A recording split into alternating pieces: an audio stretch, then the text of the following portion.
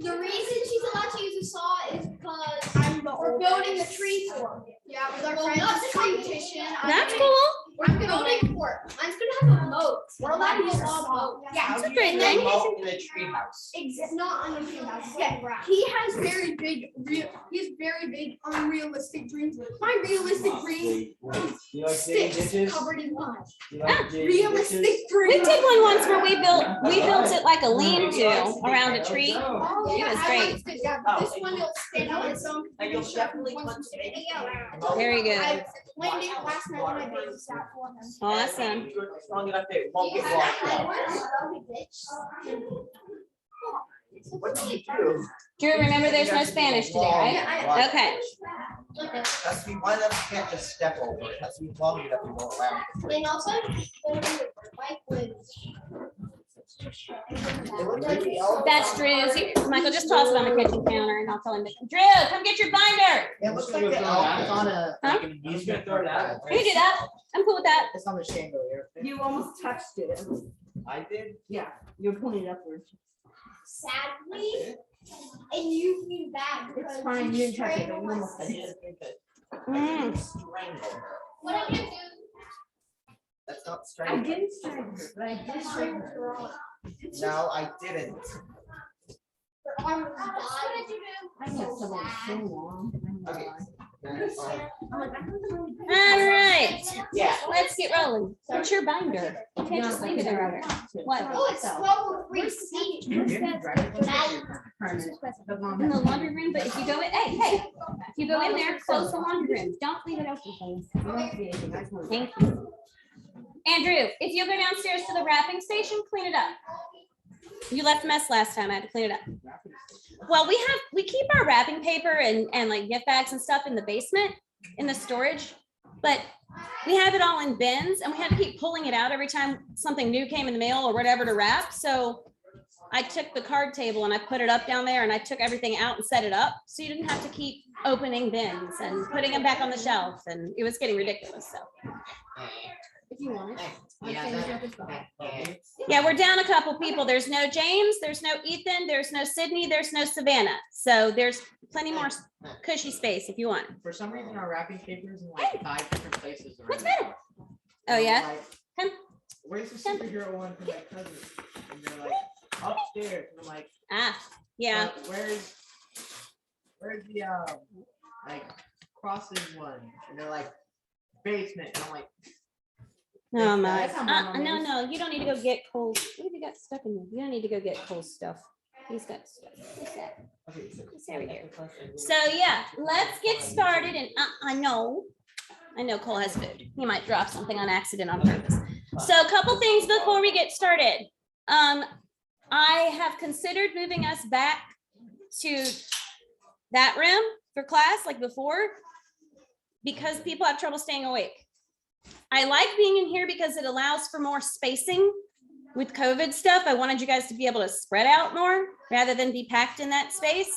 But if people keep sleeping, we're going to have to go in there because at least they'll be more uncomfortable. All right. So we're going to make some New Year's resolutions, and not sleeping in class will be one of them. I mean, if you don't get the information, that's on you, but it bothers me because I spend a lot of time on lessons, a lot. And it's bothersome to look up and see people snoozing when you spent hours and hours putting something together. All right, so we have one more lesson after today. That's next week. And then we're done with this whole semester. And everybody saw the announcement. Your midterm study packet is out. You're going to want to work through it. My best advice to you is to look over the topic page. That's like a separate page. Do the Jeopardy and do the slideshow, because there are things in the slideshow I can't quite make into a Jeopardy question because it just doesn't work. So if you do both of those, you'll cover most everything. There are thinking questions on the test, that won't be something just completely regurgitated. And if you're thinking, you have to know the concepts. So those concepts are covered in the study packet stuff. All right, so we're going to talk about population evolution today. So if we think about it, Darwin developed his theory of evolution without knowing how heritable traits are passed from one generation to the next, or where heritable variation came from. So he didn't really have an understanding of genetics, yet he developed a theory about changes and which changes made for good adaptations. What would happen when genetics answered questions about how heredity works? Are we going to find that his ideas were wrong or right? Well, we pretty much found he was on the right track, right? So genetics joins evolutionary theory. So how is evolution defined in genetic terms?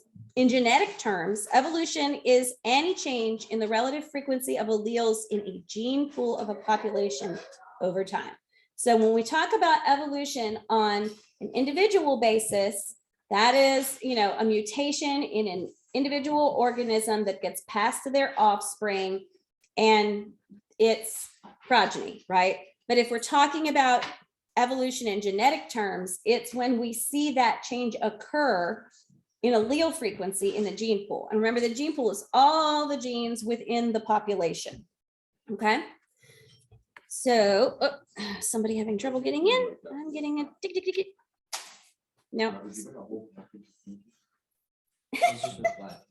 Michael loves his little peppers. All right. So, how do mutations alter allele frequencies? Okay. So at the start of the human race, brown was the only eye color people could have. Allele frequency for that allele caused brown eyes was 100%.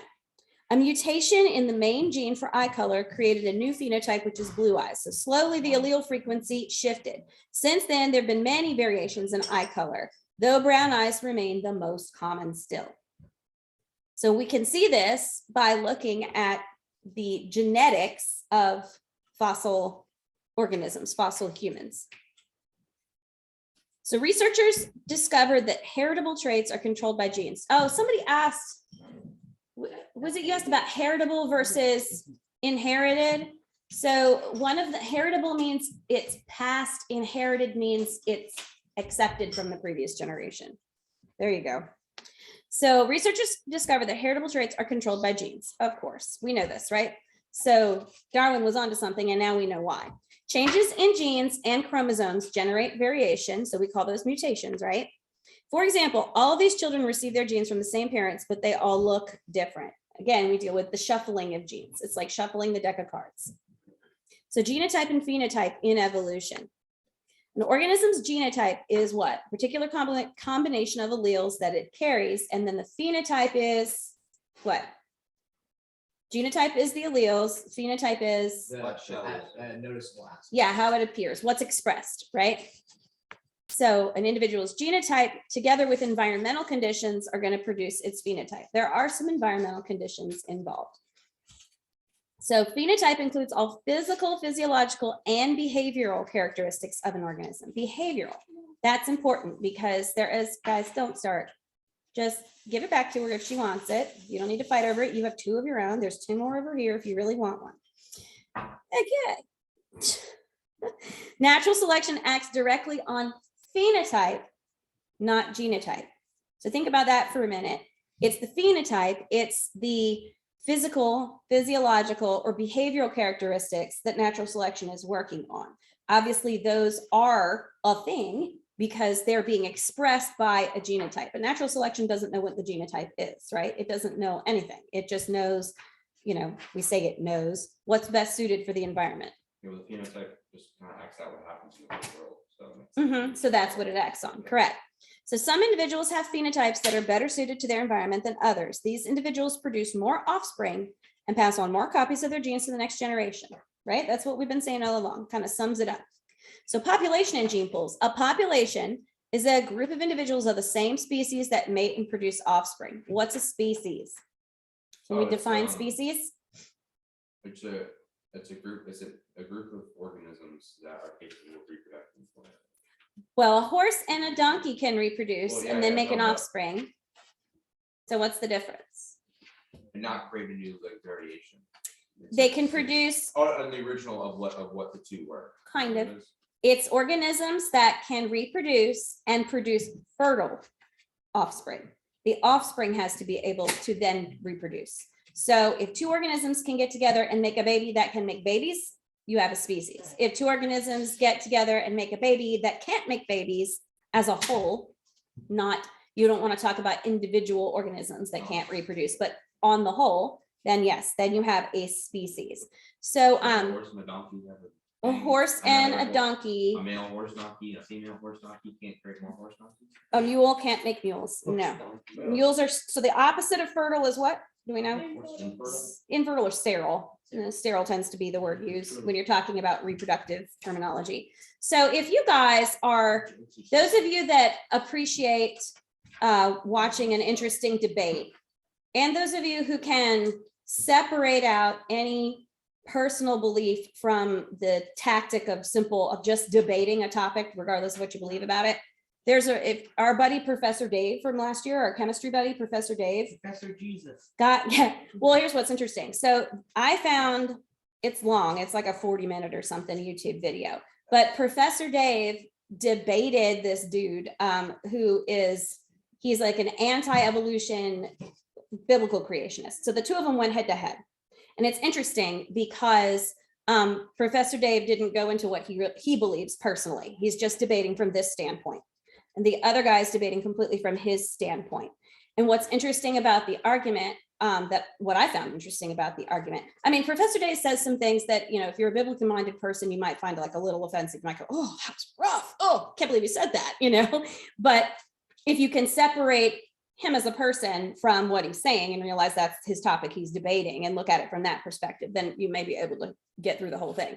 Because some of it I was like, oh, dude. But what's interesting is Professor Dave kept demanding definitions from the other guy whose name I cannot remember, but apparently he's a well-known guy. I don't know who he is. But one of the things that they kept debating was what's a kind? Because the man kept saying that the Bible uses the word kind, and Professor Dave is like, well, is kind species? And he was like, well, what's a species? And Professor Dave is like, well, species has a very specific definition. And the other dude's like, well, does it really? And Professor Dave is like, yes, it means two organisms that can reproduce and produce fertile offspring. And the guy's like, well, there are some humans that can't have children. Would that make them another species? And Professor Dave's like, what are you talking about? Like, that is not what I was saying. So it's an interesting debate if you like debate. And you have to take it from a debate standpoint and kind of remove personal feelings from it and just listen to it. It's an interesting argument. Like the way they came at it was interesting. So if we remember what a species is, that's a one commit to memory, right? Commit that to memory. And that is organisms that can reproduce and make fertile offspring. That's the important part.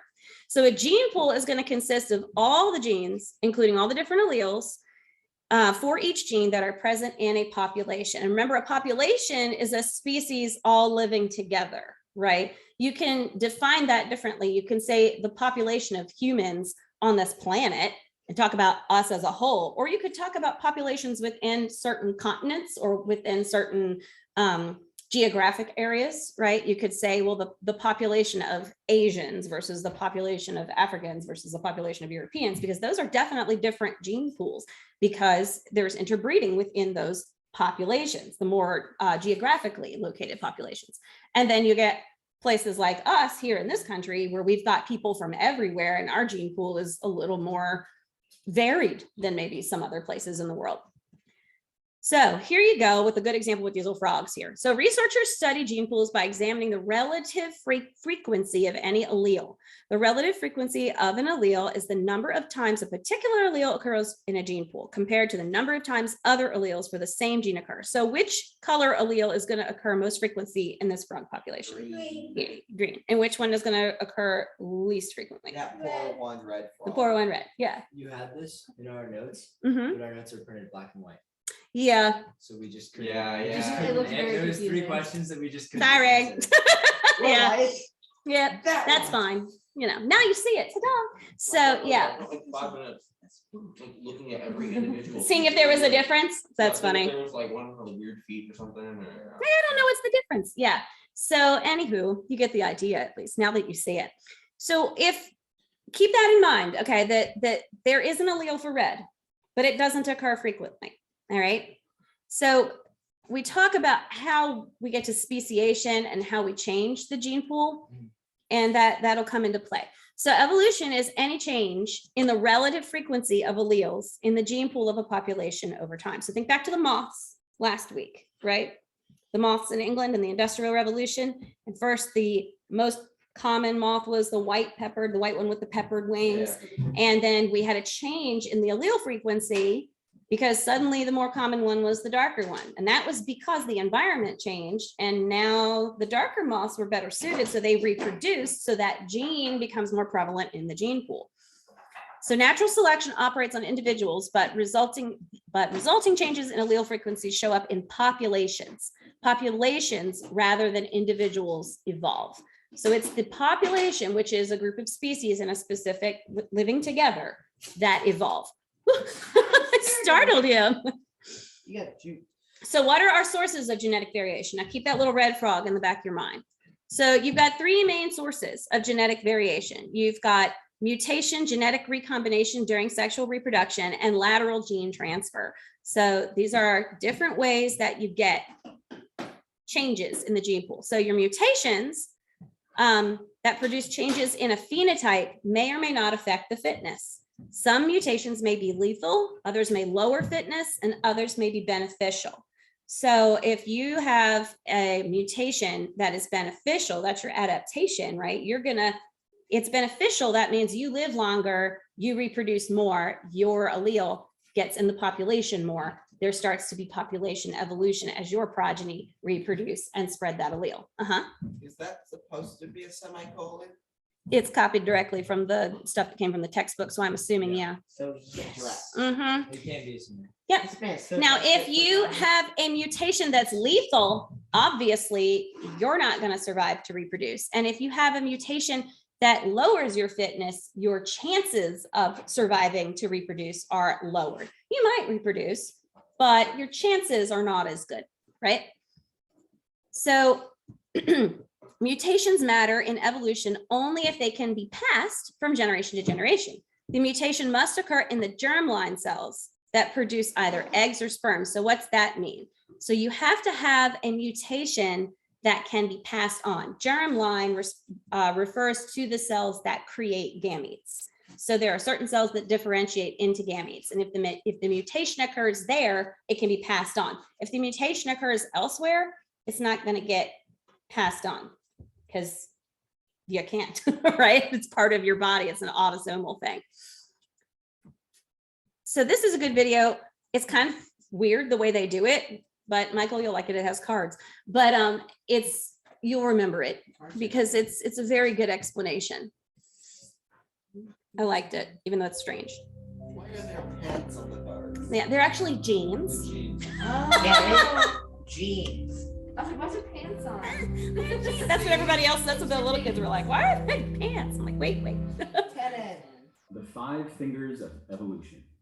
A thorough understanding of biology requires a thorough understanding of the process of evolution.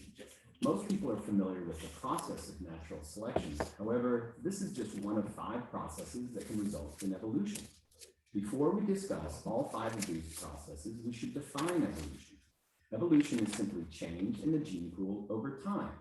But what is a gene pool? And for that matter, what is a gene? Before spending any more time on genetics, let us begin with a story. Imagine that a boat capsizes and 10 survivors swim to shore on a deserted island. They are never rescued and will form a new population that exists for thousands of years. Strangely enough, 5 of the survivors have red hair. Red hair is created when a person inherits 2 copies of the red gene from their parents. If you only have 1 copy of the gene, you won't have red hair. To make this easier, we will assume that the 5 non-redheads are not carriers of the gene. The initial frequency of the red hair gene is therefore 50%, or 10 of 20 total genes. These genes are the gene pool. The 20 different genes are like cards in a deck that keep getting reshuffled with each new generation. Sex is simply a reshuffling of the genetic deck. The cards are reshuffled and passed to the next generation. The deck remains the same, 50% red. The genes are reshuffled and passed to the next generation. The gene pool remains the same, 50% red. Even though the population may grow in size over time, the frequency should stay at about 50%. If this frequency ever varies, then evolution has occurred. Evolution is simply change in the gene pool over time. Think about it in terms of the cards. If the frequency of the cards in the deck ever changes, evolution has occurred. There are 5 processes that can cause the frequency to change. To remember these processes, we will use the fingers on your hand, starting from the little finger and moving to the thumb. The little finger should remind you that the population can shrink. If the population shrinks, then chance can take over. For example, if only 4 individuals survive an epidemic, then their genes will represent the new gene. The next finger is the ring finger. This finger should remind you of mating because a ring represents a couple. If individuals choose a mate based on their appearance or location, the frequency may change. If red-headed individuals only mate with red-headed individuals, they could eventually form a new population. If no one ever mates with red-headed individuals, Poor Ginger. The next finger is the middle finger. The M in the middle finger should remind you of the M in the word mutation. If a new gene is added through mutation, it can affect the frequency. Imagine a gene mutation creates a new color of hair. This would obviously change the frequency in the gene pool. The pointer finger should remind you of movement. If new individuals flow into an area or immigrate, Yeah, I said it's weird, but you remember it. flow out of an area or emigrate, then the frequency will change. In science, movement has all 4 of the processes represented by fingers can cause evolution. Small population size, non-random mating, mutations, and gene flow. However, none of them lead to adaptation. Natural selection is the only process that creates organisms better adapted to their local environment. I use the thumb to remember this process. Nature votes thumbs up for adaptations that will do well in their environment and thumbs down to adaptations that will do poorly. The genes for individuals that are not adapted for their environment will gradually be replaced by those that are better adapted. Red hair is an example of one of these adaptations. Red hair is an advantage in the northern climates because the fair skin allowed ancestors to absorb more light and synthesize more vitamin D. Thumbs up. However, this was a disadvantage in the more southern climates where increased UV radiation led to cancer and decreased fertility. Thumbs down. Even the thumb itself is an adaptation form through the process of natural selection. The evolution that we have described is referred to as microevolution because it refers to a small change. However, this form of evolution may eventually lead to macroevolution or speciation. Every organism on the planet shares ancestry with a single common ancestor. All living organisms on the planet are connected back in time through the process of evolution. Take a look at your own hand. It's an engineering masterpiece that was created by the 5 processes I just described over millions and millions of years. Can you recall the 5 main causes of evolution from memory? If you can't, hit rewind and watch that part again. But if you can, give yourself or your neighbor a big 5-fingered high five. Oh, why is it 5 fingers? Technically 5 fingers. So, so think about it. Insect populations often contain a few individuals that are resistant to a particular pesticide. Those insects pass on their resistance to their offspring, and soon the pesticide-resistant offspring dominate the population. The relationship between natural selection and genetics explains how pesticide resistance develops. This is also how antibiotic resistance develops. You heard of MRSA? Mycostatin resistant staphylococcus. Yes. So there's a particular staph infection, staph bacterium, that staphylococcus that does not respond to your standard antibiotic treatments for all of the other similar infections. And it's MRSA, is the MRSA is the abbreviation for it, but it's not good. You don't want it. It's hard to fight. And that's why they tell doctors not to overprescribe antibiotics, not to prescribe antibiotics for viral infections, because they're not going to help the viral infection, only a bacterial infection. And the more you put those antibiotics out into the environment, the more likely there will be some evolution within the population of bacteria that's out there, and you'll get something that's resistant. So how does natural selection affect single gene and polygenic traits? Natural selection on single gene traits can lead to changes in allele frequencies, thus changes in phenotype frequencies. Natural selection on polygenic traits can affect the distribution of phenotypes in 3 ways: directional selection, stabilizing selection, or disruptive selection. Now, what was the difference between a polygenic trait and a monogenic or single gene trait? Polygenics controlled by multiple genes. Multiple genes. Give an example. Skin color. Anything that's on a spectrum. So it says right here that it affects distribution. So you're talking about a spectrum in 3 different ways. It can do directional selection, one way or the other, stabilizing or disruptive selection. Stabilizing is a lot of the time what we end up seeing. There's an average, right? And we get the bell curve kind of thing going with height, for example. So evolutionary fitness is the success in passing genes to the next generation. If you're fit, your genes get passed on to the next generation. That's the goal of living organisms, right? What? Evolutionary adaptation is any genetically controlled trait that increases an individual's ability to pass along its alleles. So if some trait you have makes it easier for you to either survive or attract mates, that gets passed on to the next generation. Any trait that you have that either makes it more difficult for you to survive or to attract a mate is not going to get passed on to the next generation. That's how it works. Humans are a little different because we have so much, intellectual and psychological stuff going on in how we select mates versus animals. But, do you know what the universally, there is a universal attractiveness standard for humans? Cultural, everything out the window. Yeah, symmetry. It's symmetry. Some cultures find, heavier set or darker hair or lighter hair or whatever to be the attractive standard, and that's all cultural stuff. But symmetry is across all cultures, facial symmetry in particular. Those with facial symmetry are considered attractive through pretty much every culture. And those who are asymmetrical are at a disadvantage. Poor asymmetrical people. So, okay, I know. Natural selection on single gene traits. So natural selection for a single gene or a monogenic trait can lead to changes in allele frequencies and then to population evolution, obviously. So for example, a mutation in one gene that determines body color in lizards can affect their lifespan. So if the normal color for lizards is brown, a mutation may produce red and black forms. So maybe one of those is better suited, maybe one is not better suited. So this is an example of directional selection. So we're talking about polygenic traits, directional selection. So this occurs when individuals at one end of the curve have higher fitness than individuals in the middle or the other end.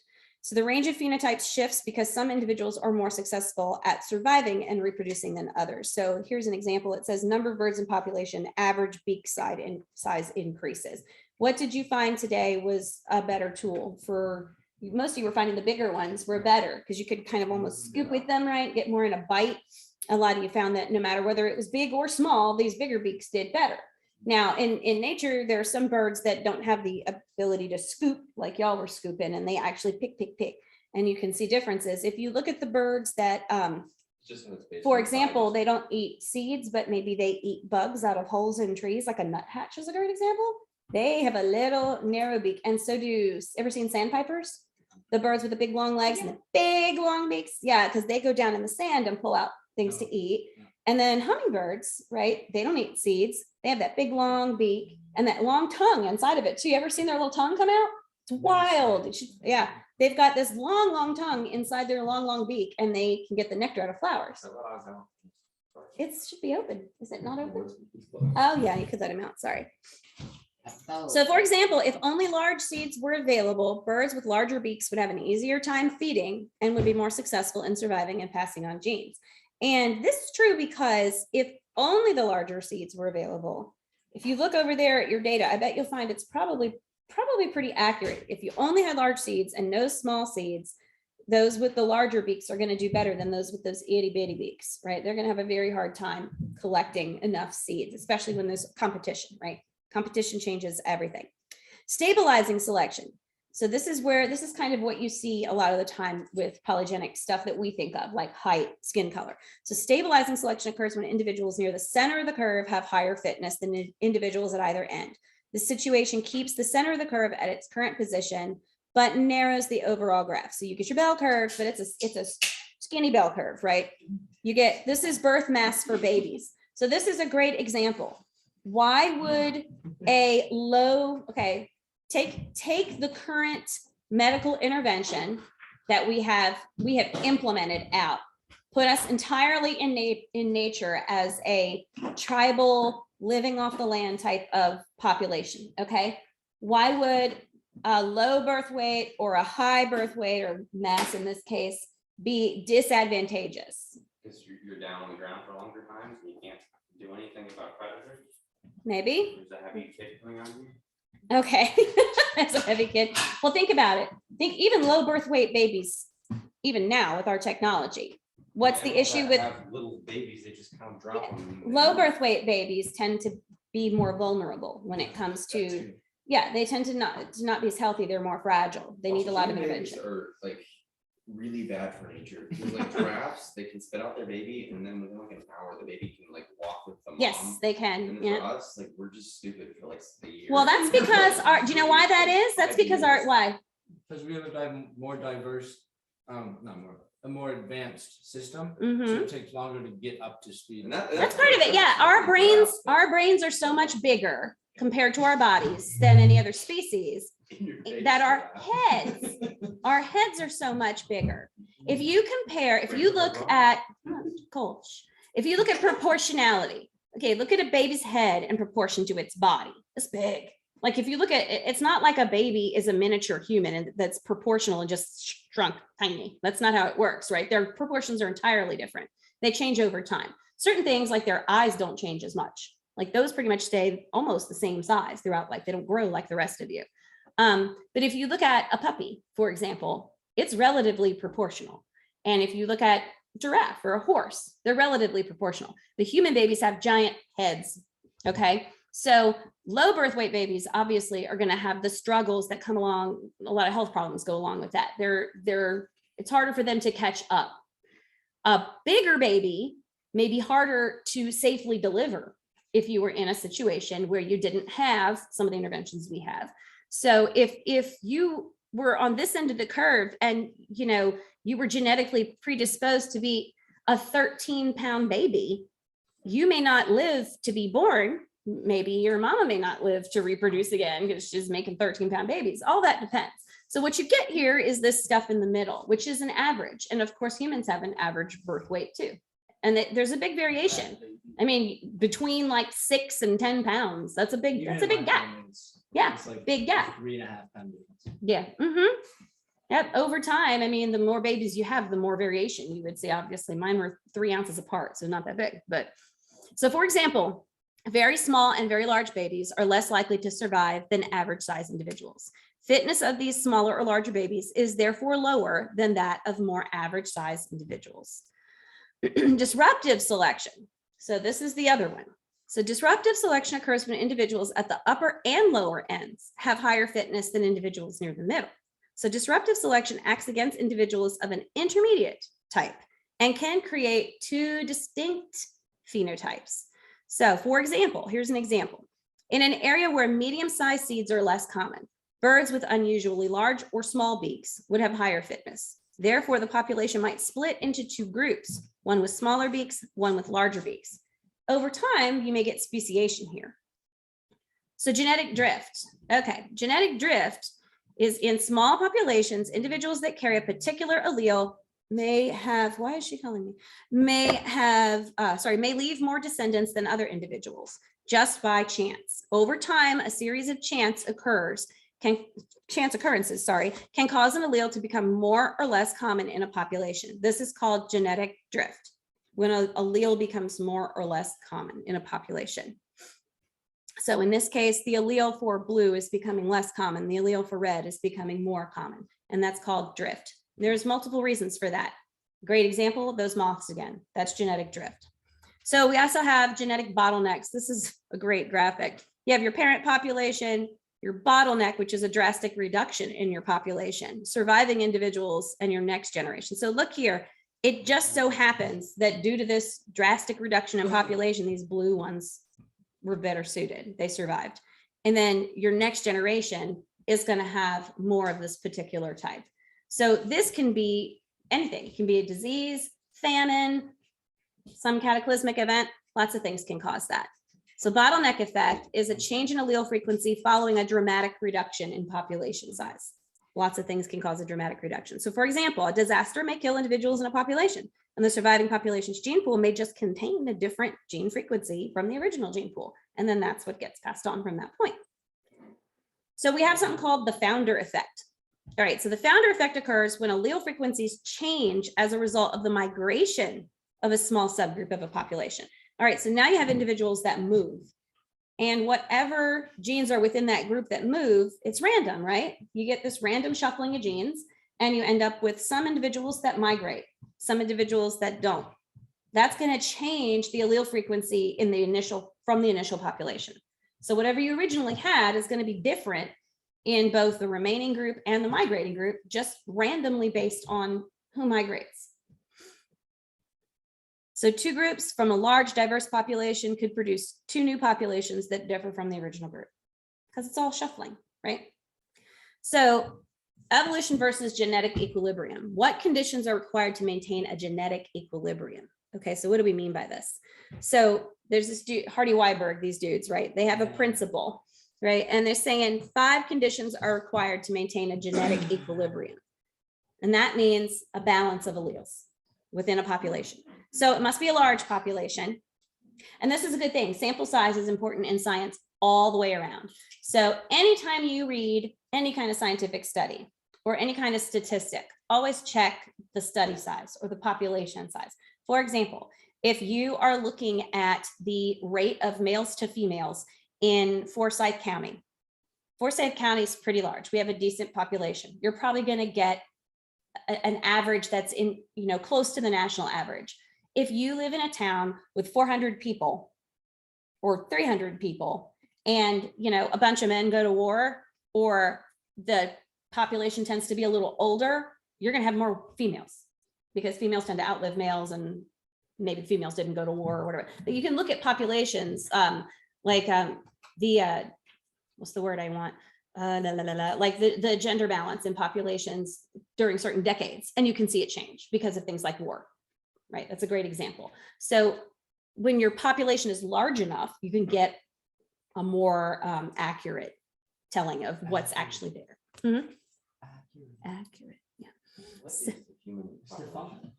So there can be no mutations. So this means these genes are just moving along the same and nothing's changing generation to generation, which we know doesn't really ever happen, right? That's a hypothetical. It doesn't really ever happen.